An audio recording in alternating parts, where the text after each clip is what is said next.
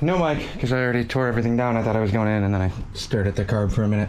So here's where we're at. The floats are, bowl is off. Anybody wondering? I pulled the needle out. It is a 7F7. Needle is 1, 2, 3, 4 up from the bottom, or the second notch from the top. Hopefully focus. 7F7 on the needle. And here's where we are on the carb. So if we clean this up, it looks like a 250. So I thought it was a 330. The other one I have over at the shop is a 330 stamp, 0.330, I'm assuming. But this is what I was worried about. This is not the right tools for this, but I'm one-handed. I'll break this free with a pair of pliers. Don't do that, ever. It's just what I had right here, and I'm one-handed on a GoPro without a microphone. So if we look at this one, 250. Come on. I don't know if that's gonna focus, but it is stamped 250 on the top there. And then this is what I was worried about on this setup. We have the little spacer plate. I'm pretty good with carbs. I don't know what the names of these parts are called, but this little spacer plate on there, and then let's see if we can get this pilot tube or atomizer tube out.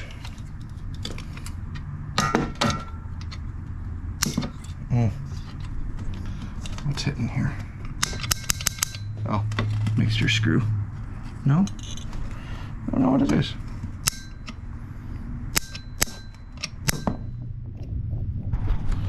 Don't remember why this isn't dropping out.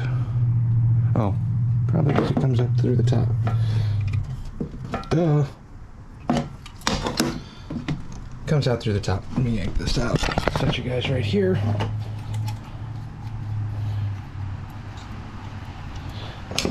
Come on. I don't have all day.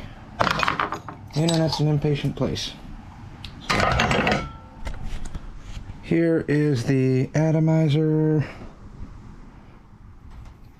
What do we have here for numbers? 224 or AA-5. 224 AA-5 are the numbers that are on this.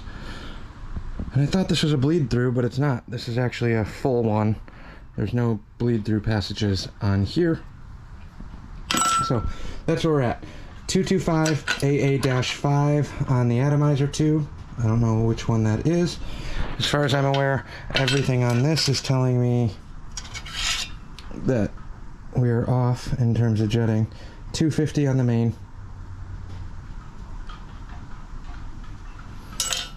And I thought it was supposed to be a Q something on the tube. So we have the other carbon part at the shop. I'll link that one back in here too. What's up, guys? I'm at the shop today on the phone because I didn't bring anything with, but over the weekend, the carb that's on the chopper is still on the chopper. Well, it's off the chopper, but it's still at the garage. That one we cleaned up. I had that extra VM on the workbench. So this is the one that was completely locked up and seized. Slide was stuck in there. Couldn't get it out. So I dropped the entire assembly in the carb dip. Let it sit overnight. The slide started freeing up a little bit. I pulled the bowl off, yanked the main jets, and so basically stripped everything down to the bare body except for that little fuel line that's on top of the brass fitting. But everything else is completely apart on this. And the atomizer tube is stuck. So that one's still in there. This is gonna go back in the chemicals. Right now, bolt is done and cleaned. Now this carb is actually slightly different than the Mikuni that we have on that one.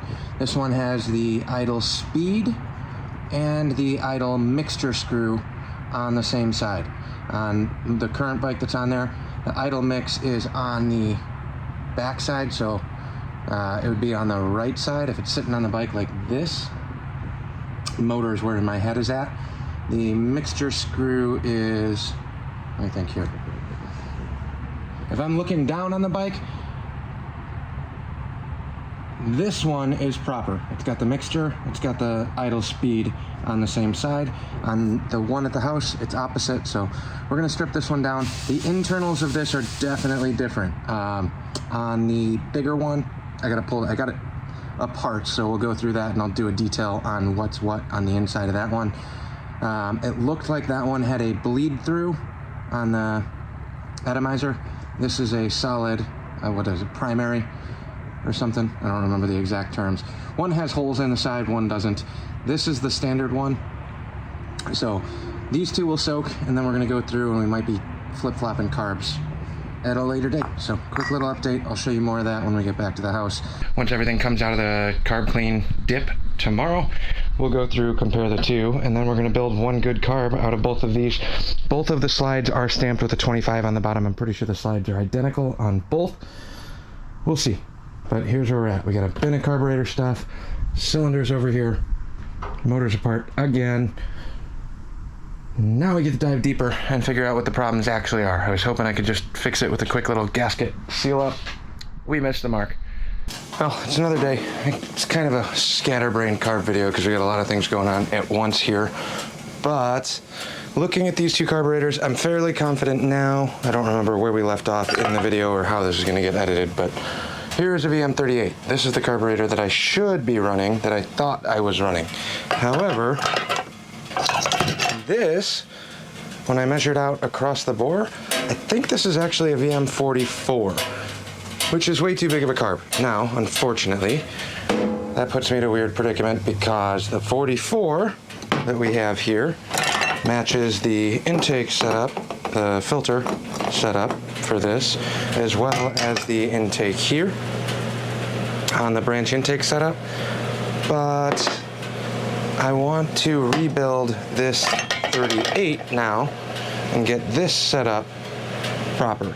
So the only thing I didn't get out here was the atomizer tube, which I'm going to tap out here shortly. So we're going to go through all of the other parts that I got out of the parts washer now in here. So I'll clear out a little spot here. All of the head stuff is over here. Just spent about an hour and a half at the parts washer cleaning up the rockers that we're going to take apart to put new gaskets in that did not show up. I was hoping to have those before the weekend. And then deep cleaned the cylinder heads and got all the valve lapping compound out. So those are all degreased, cleaned up, ready to go. And then we got the Harley 650 for the Falcon all disassembled and cleaned up, ready to go as well. So we recut the seats and the valves and should be ready to put the heads back together. I'll probably get the heads assembled tomorrow. And right now we're just gonna kind of play with carburetors and figure out what we're gonna do here. Not this, but we'll play with some of these. So let me throw you guys up on the tripod. We'll go through and I'll list out all of the parts and spec out things that we have for this VM38 that I tore down. And hopefully these are all the right parts that match up to my magic rules that I found on the internet. Let's get started. Put you guys kind of off to the side here. But we bagged and tagged pretty much everything in here. There's a lot of other parts that don't necessarily need to go through this process in the parts washer or the chemical dip, but we left it all in there.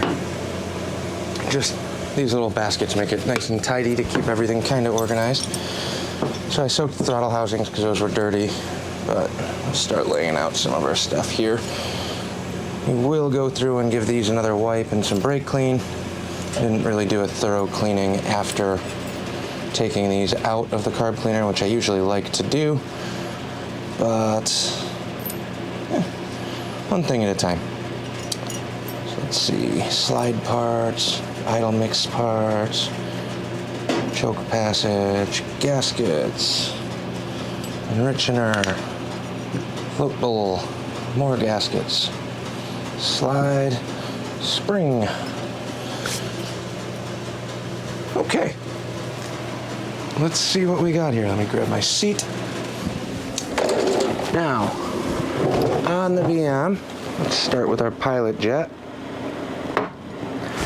and see what we got. Mixture screw. There's our pilot. And on this, we have a, let me see if I got a Scotch-Brite or something around here. That should work.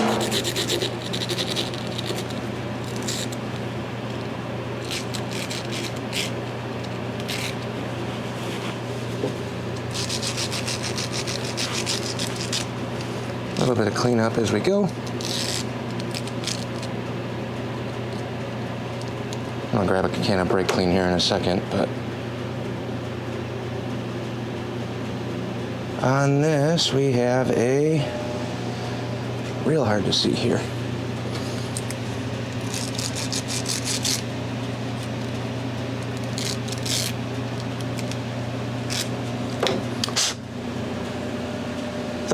So we have a 30 pilot. Sorry that took so long. Numbers are getting smaller. But we have a 30 pilot. And on our main, 220 on our main. What was the main over here? I think that was a 220 as well. 250. All right, so we got a 250 over here. We got a 220 right here, which I thought, according to my magic sheet, on the idle, we're at a number 30, which is correct. On this, I had a 330 list that I wanted, but that's okay. So idles and mains are right here. That's fine. We can deal with that as we go. This is our choke assembly or our enrichener. I know we need the gasket for this. Didn't forget, but that'll go up there. Then we have our needle. Our needle here, we have a 6F8. On mine, I have a 166 for the needle. 6DP1 is I believe what I should have had. This is a 6F8. The needle's in the top notch. What was it for the other one? 6F1, let me check the other one real quick. This one, we have a 7F7. So 6F1, I had a DP1, 6DP1. I don't know what the difference on the letters are. I have to consult the book on those, but we'll see. Mid-range is not going to affect the startability or runability, so that should be all right. The seat, we're going to actually clean up a little bit more, or I'll just swap them. I believe they're the same. Here, did I pull the needle and seat on this? No, I left the seat in on this one, but I know this seat was working, so I might actually steal that one. This one's still a little dirty. I had a Q-tip and polish this one out. Same thing with the needle. I think I'm going to use the needle and seat from the bigger carb on this setup. Float should be good. Now, on our slide, we got a 25 something, 2.5 on here for the slide. So that should be fine. And then in terms of other adjustments and things, our enrichener circuit should be the same. I would have a hard time believing that they're going to change a bunch of things on the inside workings of this in terms of jet passages and things like that.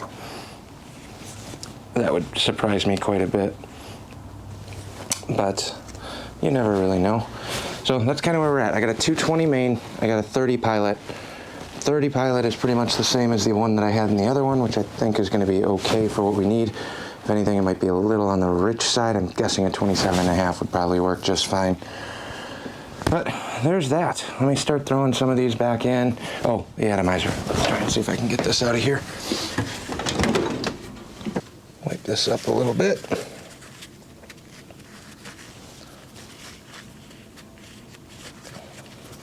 Covered in chemical carb clean still.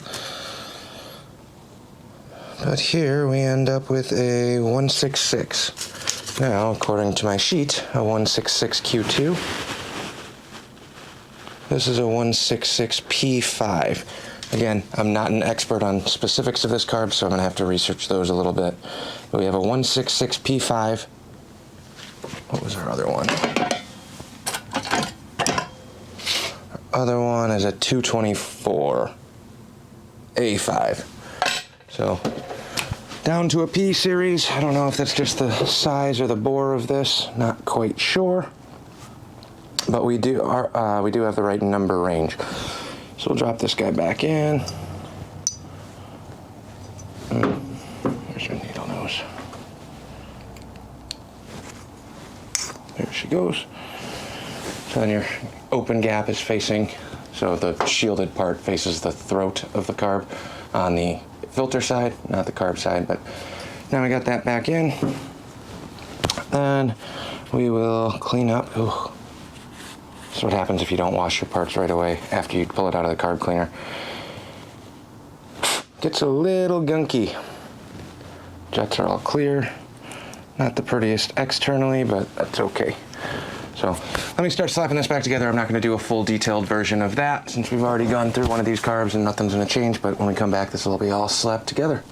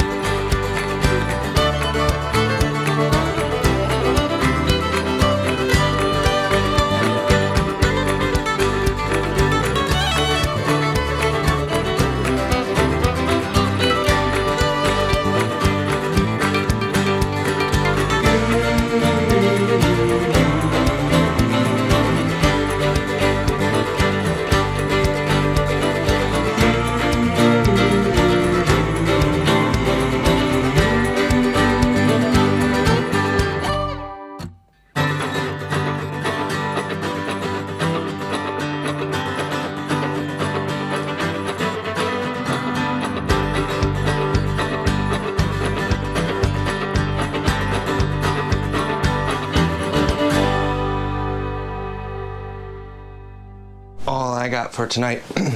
Time-lapse the little carb put back together. I didn't explain anything because most of that's pretty straightforward. Sorry, I ended up grabbing a can of brake clean and wanted to verify I had everything soak, everything was clear. I didn't have any gummed up passages, but I wanted to physically see fluid go through every one of the passage is here. Helps you kind of figure out which ones go where to. So as of right now, we got a 220, or is that what I said? 220 main. I have a 250 main in this bin. The jets interchange between these. 25 something slide, a 166 needle. It's not a Q, but a 166 needle, 30 pilot jet. We're one turn out on the mixed screw. And then air jet, I didn't really get in there and yank that one out. I don't think I'm gonna have to change that. We put the jet needle back into the middle position. And I think we're gonna run with that and see how this goes. It's trial and error.